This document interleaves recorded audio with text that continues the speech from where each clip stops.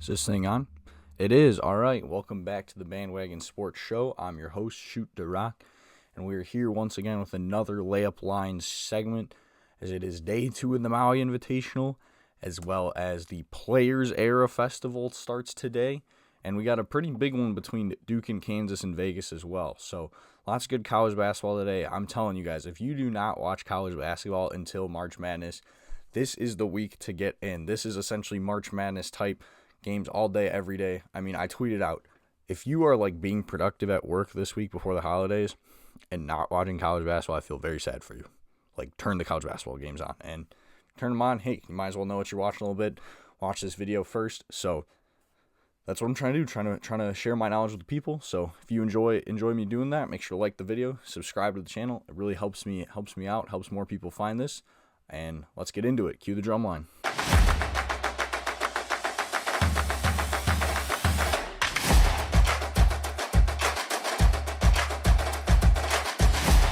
So the first game we're going to start with, we're actually not going to start in Maui today. We're starting with the Vegas Showdown. The 11th ranked Duke Blue Devils take on the number 1 ranked Kansas Jayhawks at 9 Eastern on ESPN. Currently the spread is Duke minus 3.5 with the total at 149.5. So the Blue Devils, they're 4-1 here on the year. They're right now scoring 85 points per game while allowing 57. Cooper Flagg is their leader. Most likely to be the number 1 overall pick in the NBA draft. He's currently scoring 18 points per game with 9 rebounds and 4 assists. And then another really standout freshman for them has been Con Knippel. He's scoring 14 points a game. So Duke so far, like I mentioned, 4-1. Really, their main loss, or their only loss, is to Kentucky in the Champions Classic. And then Kansas was also in. We'll get to that in a sec. But then they did rebound. They had a nice win on the road at Arizona last Friday. So this Duke team, they got a solid squad. Kansas, they're 5-0. They won in the Champions Classic against Michigan State. And then they also have a pretty signature win against North Carolina at home. So they are currently scoring 83 points per game while allowing 67. Their leader, Hunter Dickinson, still there, the transfer in from Michigan last season. He's been scoring 18 points with 10 rebounds a game. And then, they still have the really solid backcourt of DeJuan Harris Jr. and Zeke Mayo. So guys that have been there for a little bit for Kansas. So looking at here the analytics on this game, what people are saying. So Haslam Metrics has Kansas winning, or has Duke winning 70-69, whereas Warren Nolan has Kansas taking it 71-69. Sorry, I'm trying to adjust my screen here so I can fit everything on here. I've somehow messed up this sheet. So Duke's favored in this game. Like I said, one guy has Duke winning, one guy has Kansas winning. See the hat I'm wearing? I'm gonna be biased. I'm taking the Duke Blue Devils. I'm taking them minus 3.5. I think they're going in the right direction after that win against Arizona. So I like how they played in that game. Showed resilience on a road win. Kansas, while they've had some tests, they've been some close calls. They didn't play great against Michigan State, even though they still won. And they were up big on North Carolina before the Tar Heels came back and made it a game. So give me the Blue Devils to take this one. I'm going to go Duke to win. Next game, we're going to Maui. We have Colorado taking on UConn at 3:30 Eastern on ESPN2. UConn's currently a 14.5-point favorite with the total in this one set at 143.5. So, UConn yesterday, they lost a thrilling game in overtime, 99-97 to Memphis. It was a game where they were down double digits but went on a run late. Solo Ball hit a big 3 to tie the game. But then, there's a bit of controversy in overtime. Liam McNeely got called for an over-the-back foul that then Dan Hurley let the refs hear about. And Dan Hurley, if you guys know Dan Hurley, he does that all game, and he gets teed up. So it ends up being a 4-point swing in a tie game. And granted, was it maybe the wrong call? Yeah, it probably was not over the back. That's probably one where you just let the guys play. But the refs didn't. And finally, Dan Hurley just being on the refs' case all game, it hurt him. And it honestly cost his team the game. They played well. Or, well, they didn't play well. They did not play well at all. But, they played well enough to get themselves back in the game. Like I said, big shots from Solo Ball. Liam McNeely, he had 10 points. Alex Caravan, 19. I talked about him a little bit yesterday. So They fought hard enough to get themselves back in the game, so then to have your coach cost them, that's pretty devastating. Colorado, on the other hand, I mean, they got kind of handled, got worked by Michigan State. It wasn't really even a close game. I'm going to be honest, this is the game I watched like the least of, just because, I had to go out and do some other things yesterday. So I don't really have much to say on Colorado. I mean, Elijah Malone scored 14 and Julian Hammond had 15, but they just did not shoot the ball well at all, which is surprising. Usually Maui teams shoot the ball a little bit better because the rims are pretty soft, but not a good game for them. So, like I mentioned, UConn 14.5 point favorites with the total set at 143.5. According to the analytics, both have UConn winning. Haslam has it 76-63. Nolan has it 76-66. So none of them have it as close as the 14 points that the spread is currently set at. But you know what? I think yesterday I saw those two analytics and stopped me from taking UConn to cover. I think today I'm not going to let that stop me. I think I'm going to go with UConn to win it. I'm going to have UConn covering. Sorry, I'm trying to adjust my sheet here. I should not be doing that.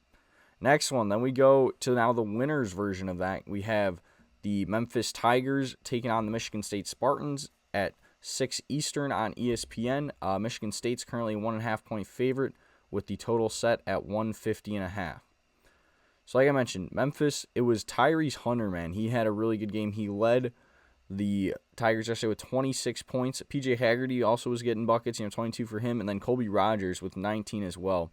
And then Dane Danger, like I mentioned him yesterday, the Illinois transfer. He had 14 off the bench. He did get a tech in overtime as well when there was a little shoving match, but didn't really end up mattering. So Memphis, man, like they win on the road, or not on the road, but, neutral site against the second-ranked team in the country, and they upset them. They got the win, and honestly, they looked like the better team other than, like, the last 3 minutes of the game when they let UConn back in. Other than that, I would say Memphis played the better game, and they got the victory for it. They now are rewarded with Michigan State. Michigan State yesterday, we mentioned they got a pretty solid win. They were led by Jace Richardson off the bench, their leading scorer with 13 points.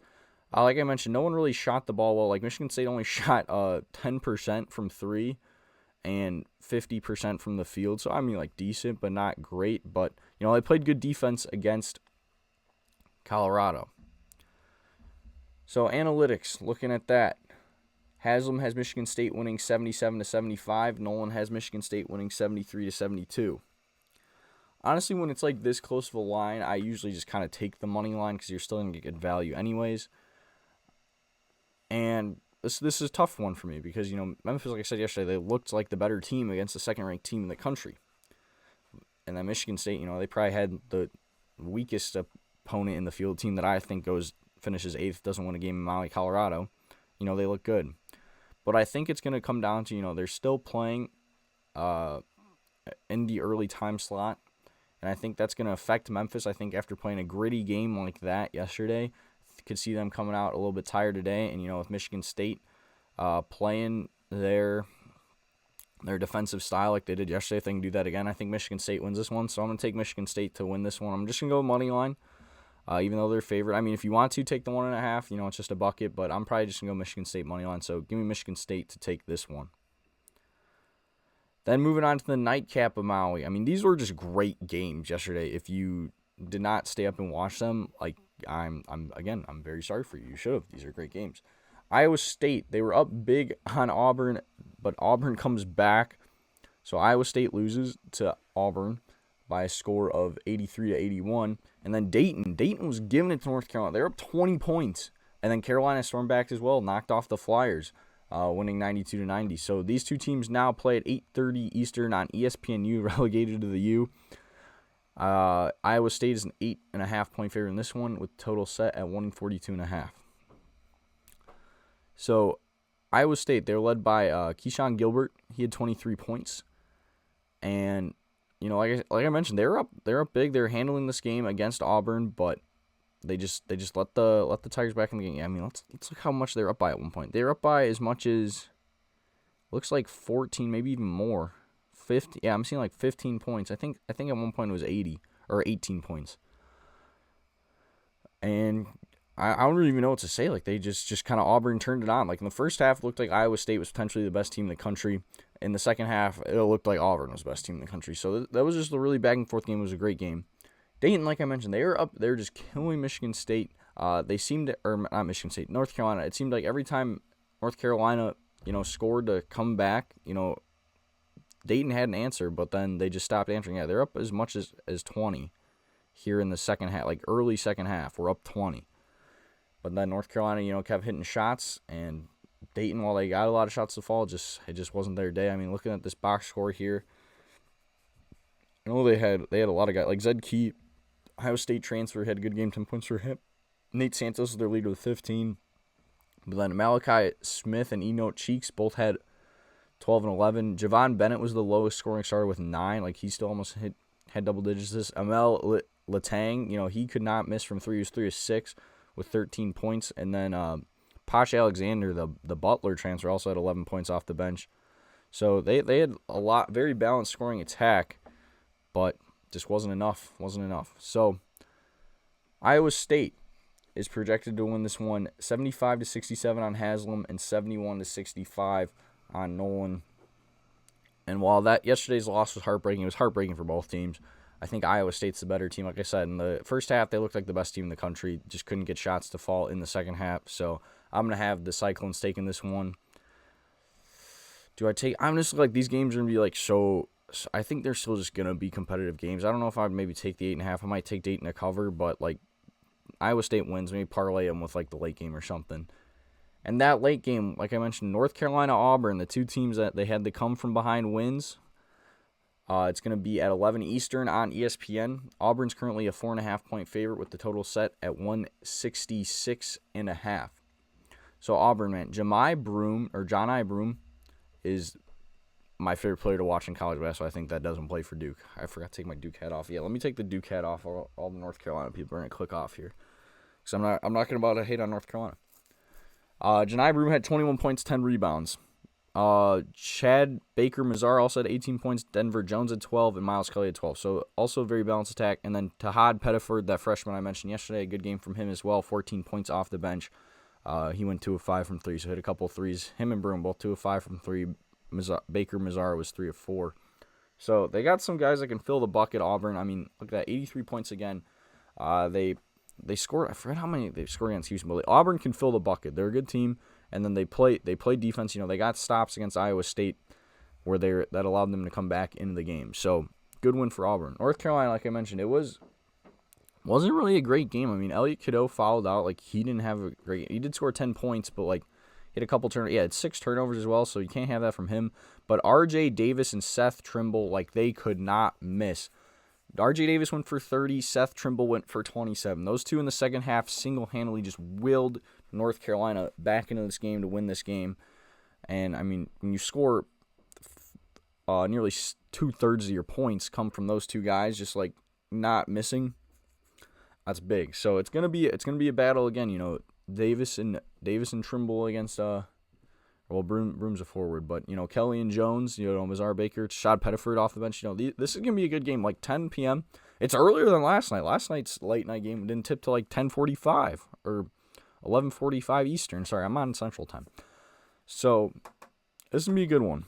Looking at the analytics, we have Haslam giving Auburn an 84-80 win.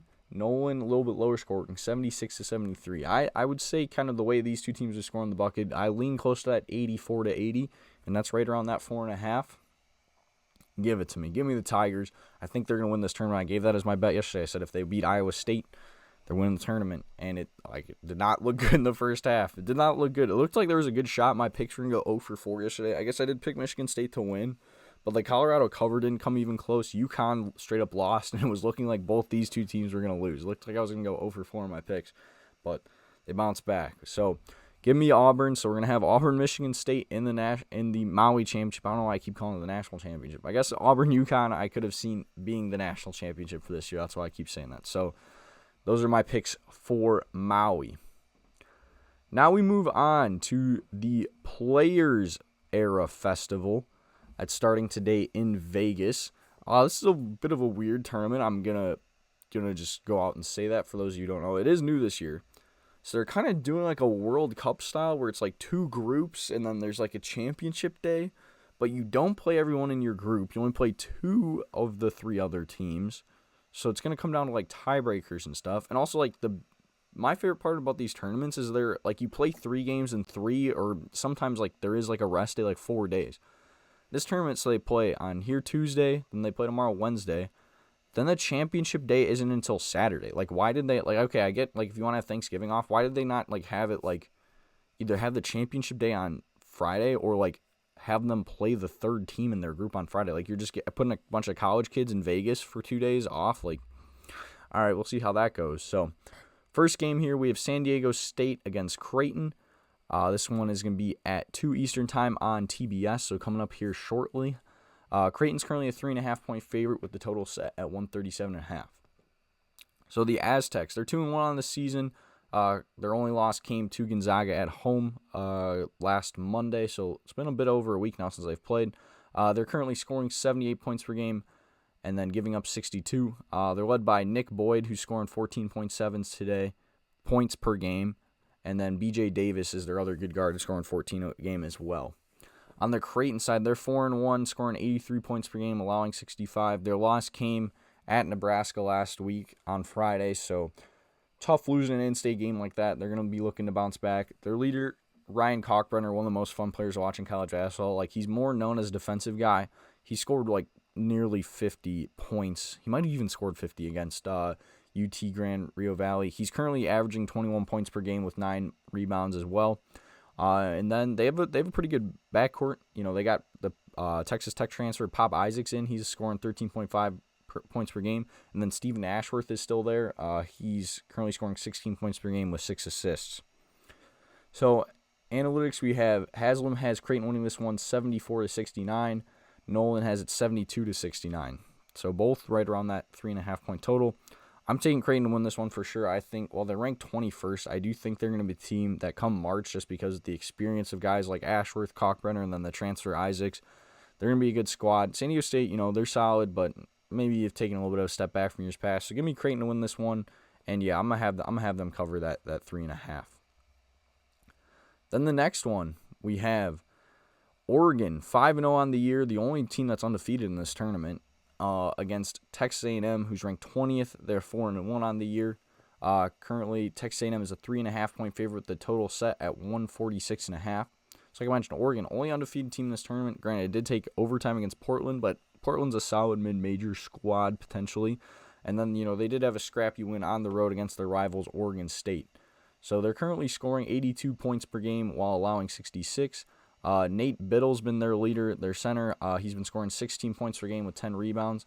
And then Javon Shelstad, you know, he's been scoring 9 points a game with five assists to kind of lead their backcourt. Texas A&M, they're 4-1 on the year with a loss on opening night at UCF, which, you know, tough road game, I guess. But then they bounced back. They had a win last week, or two Fridays ago, against Ohio State at home. So that was a good win for them. So they're currently scoring 79 points per game while allowing 62. They're led by Wade Taylor. He's scoring 14 points per game with 5 assists. You know, he's back from last year. And then Zurich Phelps is their leading scorer with 16 points per game. So like I mentioned, Oregon only undefeated team in this tournament, but Texas A&M, you know, they're 4-1. They've actually played some competition. Oregon not as much. And like I said, you can argue Oregon State, but I don't think they're gonna be a tournament team. So looking at the analytics, they both have Texas A&M winning. Haslam has it 76-69, where Nolan has it 73-72. So they have a bit closer games. I'm gonna go with Texas A&M to win. The way these two teams have been scoring, maybe the overs to play in this one, 146. I guess that maybe is a little high, but you know, I can see these two teams kind of filling the bucket, trading buckets here. But give me A&M and give me the over. I'm gonna just go A&M money line. I'm gonna go over. I think it'll be a close game. Then this is the game of the night in this tournament. This is like last night's version of Auburn, Iowa State. I mean, this is going to be going on at the same time as Kansas Duke, too. Like, these two, you need to have dual monitors watching college basketball tonight, because that's a tough thing. Or if, you know, maybe your YouTube TV will allow a split between TBS and ESPN. The 6th-ranked Houston Cougars against the 9th-ranked Alabama Crimson Tide. Houston's 3-1 on the year. Alabama's 4-1. Houston's currently a 4.5-point favorite with the total set at 150.5. So Houston, they're 3-1. Like I mentioned earlier in the video, their loss was against Auburn. They're currently scoring 84 points a game while only allowing 51. They still have that defensive identity. While they lost Jamal Shed, Emmanuel Sharp's kind of stepping into that role.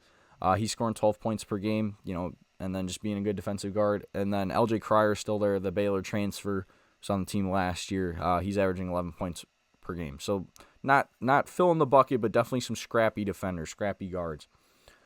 Alabama, they're 4-1 on the year. They did lose at Purdue a couple weeks ago, but they bounced back last week with a win in Birmingham. So not a true home game, but essentially a home game against Illinois.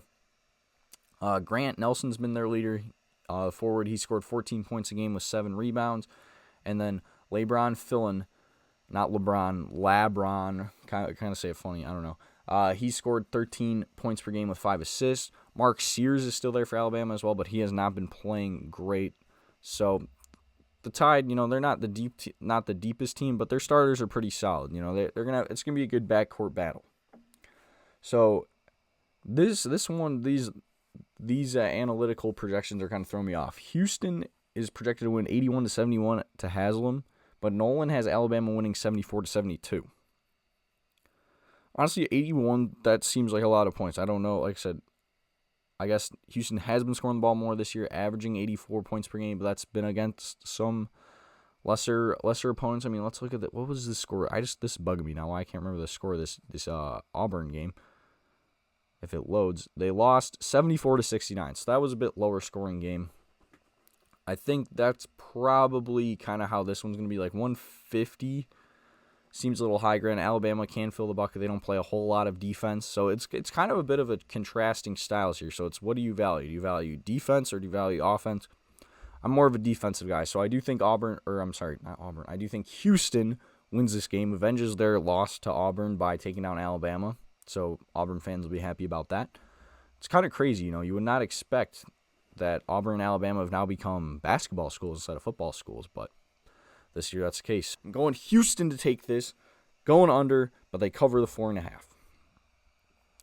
Then the final game of the night, we have Rutgers against Notre Dame at 10:30 Eastern Time on TBS. Rutgers is a 1.5-point favorite in this one with the total set at 145.5. Both these teams are 4-1 after suffering upset losses in their last 2 games. Rutgers, they came down to Atlanta here early. This tournament isn't in Atlanta. Why did I think it was in Atlanta? What the heck were they playing Kennesaw State for then? Well, they, for some reason, played a road game at Kennesaw State. I was thinking because it's on, the Turner Network, so this is in Atlanta. No, this is in Vegas. I've known this. That's why I'm wearing my Vegas hat. I literally know this tournament was in Vegas. What am I doing? So they lose at Kennesaw State in their last game. But other than that, they're 4-1. They've scored 80 points a game while allowing 68. They've had 2 of the top recruits in the country. That's why they've been a lot of fun, why they're honestly probably in this tournament. Dylan Harper, he's scoring 20 points per game with 5 rebounds and 5 assists. And then Ace Bailey, who also is a top recruit. I mean, both of these guys will be lottery picks in the draft next year, which is crazy that they're both at Rutgers. Bailey is scoring 19 points per game with 5 assists. Grant, he's only played in a couple games not 5 assists, 5 rebounds, because he's been injured. On the Notre Dame side, they're 4-1 with scoring 82 points per game, allowing 68. Their loss, like I mentioned, at home to Elon before heading out here to Vegas. Don't know how that happens. Marcus Burton is their leader with 21 points and 5 assists, and then Braden Shrewsbury has been scoring 15 points. So these are 2 teams, I'm just going to be honest, I haven't watched really at all because, like I mentioned, they have not played notable opponents, and then both their losses came on Sunday when I was not home and watching football, so I did not get to turn those on. So looking at the projections, Haslam has Notre Dame winning 74-70, where Nolan has Rutgers winning 70-64. I think this is one where I just take the favorite, going Rutgers to win this one. I'm really excited to watch Dylan Harper and Ace Bailey. I think they're going to be really dynamic players. So I think just kind of them having the better guards is why I'm going to go Rutgers to win this one. So give me the Scarlet Knights. So that's going to wrap it up. Thank you guys so much for watching. As I mentioned at the beginning, make sure to like the video if you enjoyed. I mean, if you're still here watching, I got to think you enjoyed it. Subscribe to the channel if you're not already. You know, it seems about just about every video, like 80% of the people who watch are not subscribed. So if you're watching and not subscribing, please make sure to subscribe. Helps the channel grow. And go ahead and comment your picks down below. You know, I love interacting with my viewers, with my followers. You know, it's a lot of fun to do that. If you're on Spotify, make sure to like and rate the show. You know, I'm trying to grow on there as well. So I really appreciate it. I believe you can comment on Spotify your picks as well. So I'm going to be having this video coming once again tomorrow. Like I said, this is a great week for college basketball, guys. You know, college basketball is really a lot of fun. It's probably become my favorite sport, and I really want to help, you know, share that with other people. So I appreciate you guys checking this out, and I'll see you tomorrow. Peace.